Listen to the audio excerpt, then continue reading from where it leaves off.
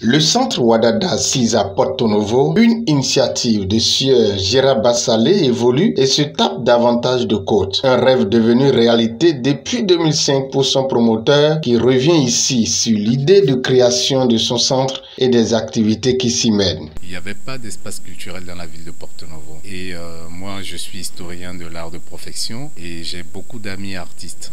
Et je constatais que ces artistes étaient obligés de se rendre à Cotonou pour diffuser leurs créations. Soit à l'Institut français pour les plasticiens, des artistes musiciens qui allaient également à l'Institut français au chinois pour demander des contrats de production, de prestations musicales, artistiques. Et je trouvais cela pénible pour eux. Et je me suis dit, il est important quand même que dans la capitale du Bénin, qu'il y ait des espaces de diffusion d'œuvres artistiques. Le Centre culturel Wadada est un espace de promotion, de diffusion des œuvres artistiques, culturelles et touristiques. Donc nous avons un espace d'exposition des œuvres plastiques et qui accueille en moyenne une exposition d'art contemporain par mois. Nous avons un théâtre de verdure qui accueille des spectacles avec un podium.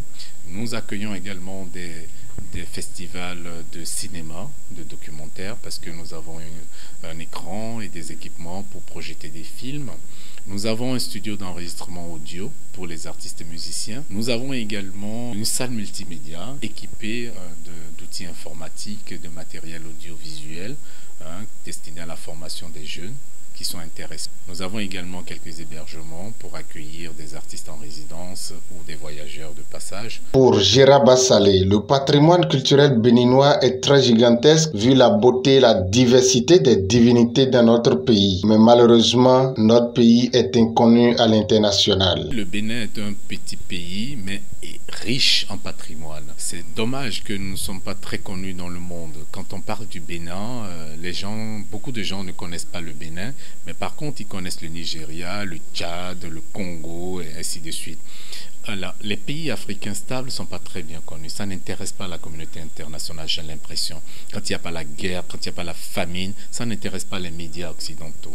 Et c'est un pays riche en patrimoine, diversifié. Parce qu'au Bénin, lorsque vous traversez 50 km, vous êtes dans une autre région, vous êtes dans une autre culture, dans une autre langue.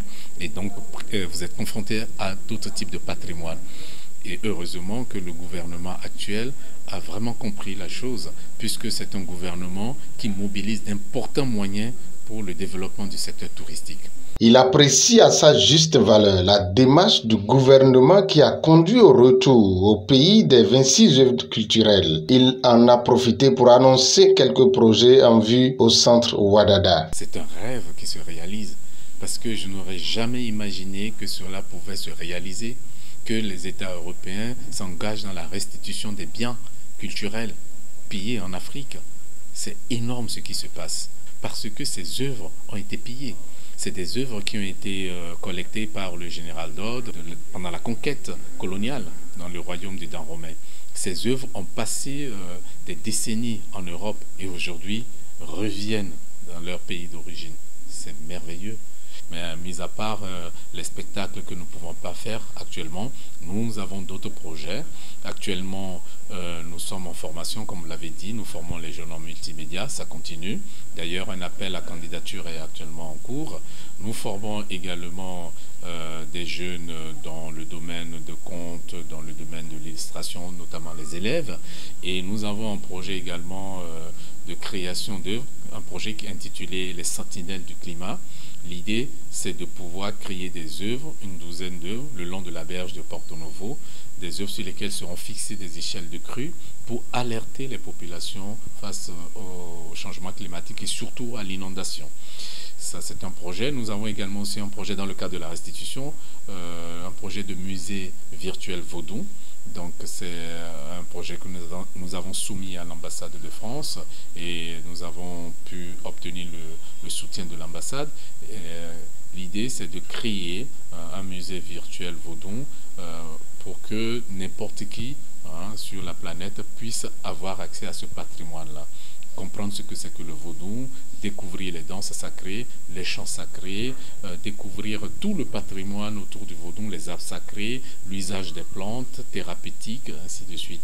Donc c'est un projet qui est actuellement en cours. Voilà.